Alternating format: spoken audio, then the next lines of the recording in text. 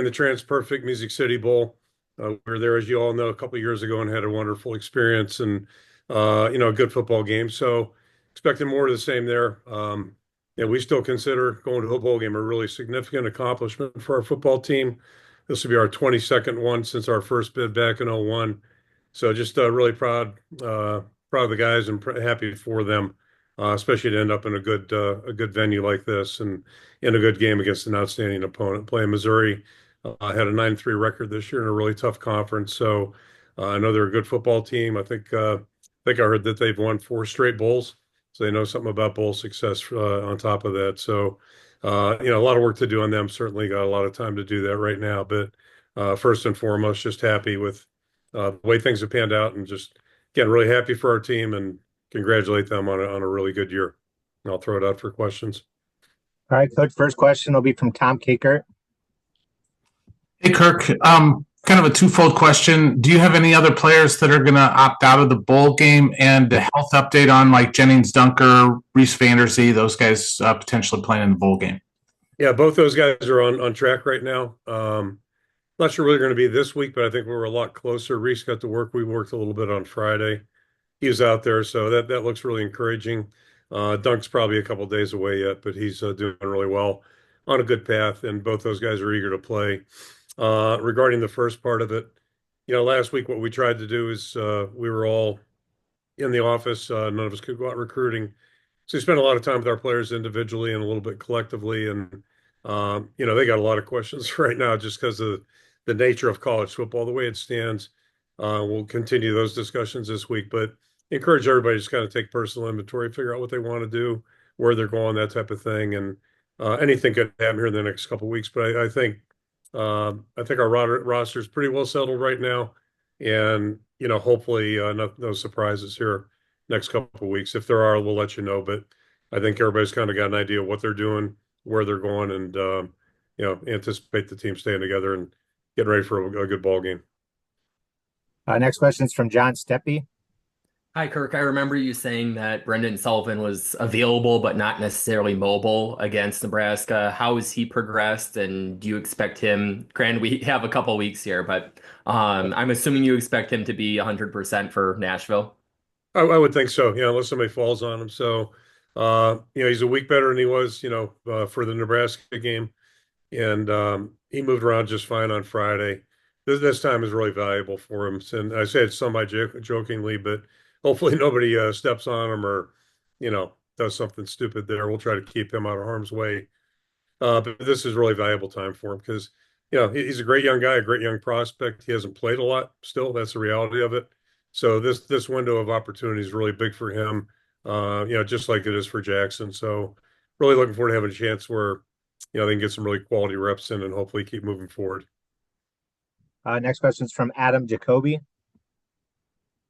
Kirk, thank you so much for your time this afternoon. I wanted to ask you about not only the current coach at Missouri, Eli Drinkwitz, who's obviously got a lot of national acclaim, but was a little bit curious as to whether your paths had ever crossed professionally. And then also Barry Odom was just hired by Purdue to be the head coach, had originally been at Mizzou from 16 to 19. And also, so, your thoughts on Barry as well. Appreciate it.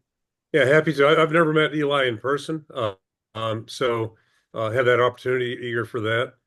Tremendous respect for what he's done, and I don't know a lot about him, quite frankly. His background, I know he was at Appy State, an outstanding program, and did a really nice job there. So, Missouri certainly did a good job of identifying him, and the job he's done there in short time. I'm old. I consider 5 years short time. So he's really done a really nice job not only building a good program, but it's a national program, and they've done very well in a tough conference, as you know. So, congratulations to them. I know it's going to be a tough opponent for us to match up against. And then going back to Coach Odom, I've never met Barry either, but tremendous respect for him, especially if you look at what he's done here these last couple of years. And I don't mean this in a negative way towards UNLV, but they've gone through several coaches there over the years and really have never had proven success or continued success there. So, when I kind of look across things, sometimes, things catch your eye. And I've said it to several people this year, the job that they're doing down there is just absolutely amazing. I don't pretend to know what they're doing or how they're doing it, other than I know they're playing really good football. And I also have heard nothing about, I've never met him personally, but heard nothing about, but positive things about him as a person and as a coach. So, not surprised that he's had that kind of success there. Appreciate it. Next question is from Chad Leistico. Hey, good afternoon. Hey, Chad. Um, to follow on John's question, do you anticipate Brendan as your starter, assuming he's healthy? And also, it's just actually a pretty short bowl prep. I mean, if you think about the calendar, you got 3 weeks basically. I know, recruiting and portal stuff is going to take a lot of time. So, what does your bowl prep look like? I guess in these 3 weeks. Yeah, we were grounded last week, so I actually got to it pretty early in the week. And you make a really good point. It is a semi-abbreviated schedule, probably closer to the one we had for the Holiday Bowl in 19 than maybe the other ones. And it's interesting too. One thing kind of gets in the way, those final exams, which nobody talks about in college football anymore, graduation rates, all that stuff. I mean, when's the last time you heard anybody talk about graduation rates or finals? It's probably been a while, but we do have finals week coming up. This is our last week of regular class. Next week will be finals. The interesting sidebar there is, when I talk to kids now, I tell you, if they have 4 finals, that's a lot. 2, 3 is more typical. A lot of them take the final or two before the finals week begins. So things have changed in 25 years.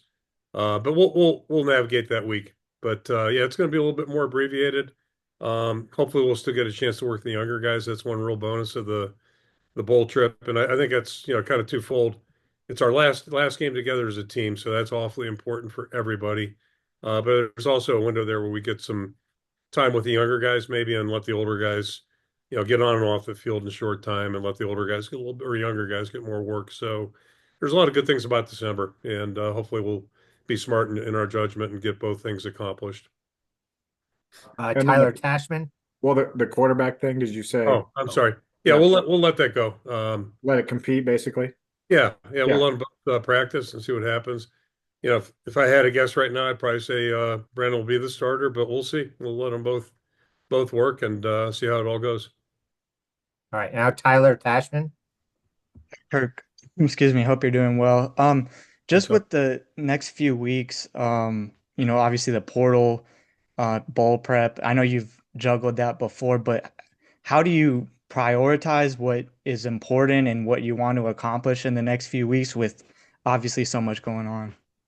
Yeah, we'll try to make it work. And I would argue this. I think it's probably, at least as I'm looking at it, ask me in 3 weeks what I think.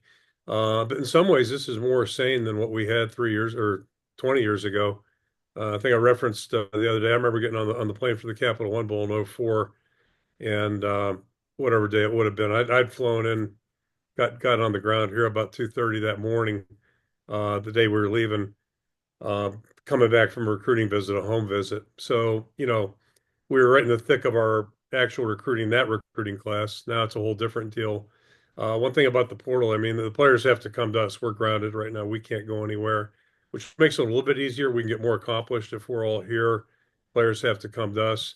And then the other sidecar to that whole thing in my mind is that with the portal, we have some ideas of what we're looking at and, maybe some positions we'd like to fortify, but it takes two to tango. So we're gonna have to make, if those players don't that we're interested in don't come to campus, it's time that we're not going to be using. So I'll be better qualified to answer that question maybe at the end of the month. But I think we'll be able to manage both. I think we'll be able to do both. And in a perfect world, if a prospect is coming in, a portal prospect's coming in, I would hope we are practicing so then they can see with their own eyes what the competition is at their position, and instead of hearing stories from coaches, that type of thing, they get to actually see it, plus get a good feel for how we do things.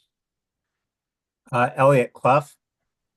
Hey, Kirk. A question kind of in the same vein regarding the portal and everything that's going on. Well, more so starting tomorrow. I guess Tyler said at the presser the other day that that's when the avalanche comes. I guess how do things change for you, particularly from maybe this week to next week as that portal window opens? Yeah, I just yeah, we'll know what's real. What really is available. Um, I'm guessing the every area that you're concerned about or interested in, things will look a little different at those positions than they did a week ago. And then, but the bottom line still is there's got to be mutual interest. And, let's say there's a player we're interested, I doubt we'll be the only people that are interested with him. So you're going to have to compete for, in that regard. But, it's kind of like anything else, we are what we are.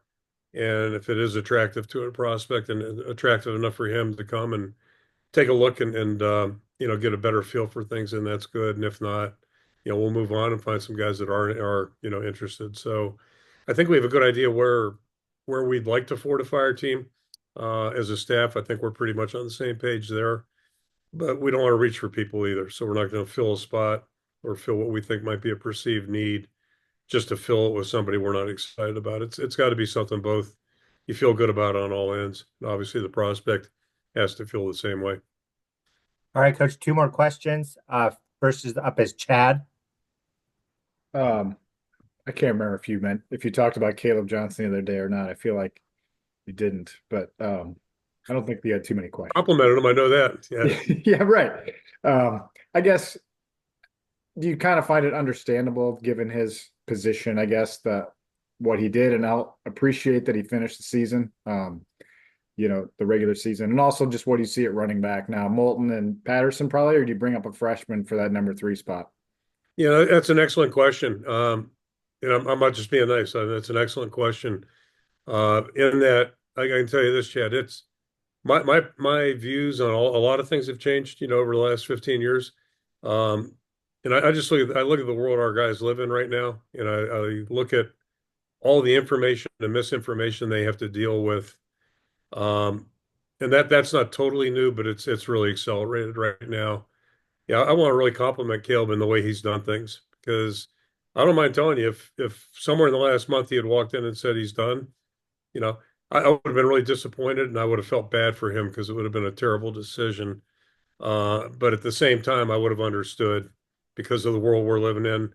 The people on the outside are really aggressive right now, really aggressive. And you don't have to be a football expert, if you're paying attention to us at all this year, to figure out somewhere probably in October, hey, this guy's maybe a cut above. He's really just done a great job this year. This has been a year for him to blossom as a player. And I just want to compliment him. I think he's done a really nice job handling it, because not everybody can handle that well. And the fact that he did finish out the season the way he did, and basically, I'm not saying he won the game for us last Friday night, but he was a huge component, whether you talk about the strip sack, his play, his individual effort, or the punt that Reese, knocked down there to give us the field position. Obviously, Drew's kick. That was one of the huge plays of the game, and that's what big time players do. So, I think he's handled it really well. He's done a good job with his teammates. And to me, if you're not going to finish it out, which in this case he's not, he did it in a way that really I think is really admirable, and did it really in a good way. And I'm not going to pass judgment on him playing or not playing. I appreciate what he's done, and I wish him nothing but the best moving forward. He'll do a good job. He's really grown up a lot. So yeah, that's that. But every case is a little bit different. And then sometimes you'll see players or hero players doing things maybe that aren't, at least what I think, are in their best interest, and that's where it's good to have information. But everybody's got to do what they think is best. So these are really tough times for student athletes to be navigating things right now. And again, the people on the outside are really, really aggressive, and I don't know what we do to stop that. All right, final question, Coach, is from Tyler Tashman. When you guys are recruiting high school guys, it could be a couple of years, recruitment, but portal is a lot quicker. How do you get a feel for the guys, their personality, their character in such a short span? Because obviously you can just look at the stats, but more of the intangible side of things so quickly. Yeah, so I'll come back to that. All right, I skipped the second part of Chad's question, and I'll come right back to that, because that's a good question too. Regarding our depth chart, obviously, we really, it's been fun to watch Kamari this year, I think, really grow. And the same thing with Jazz. Both those guys are playing their best football. Kamari a little bit more understandable. He's a really young guy right now and still maturing physically. But Jazz, I think, he was where we want him to be this year, and so happy about that. And we really are enthused about what we've seen of Xavier and Brevendal. Both those guys have done a really nice job in practice. I think they've grown immensely since August. So I made that comment a couple of weeks ago to our guys. I said, how do you think these guys would do if we put them in a game? And everybody gave the same answer. I think we all are seeing it the same way. So it'll be a committee. I don't know if it'll be 2 guys, 4 guys, but we'll play the guys we got. We really like the guys we have. Wish Caleb was with us, but again, appreciate what he's done.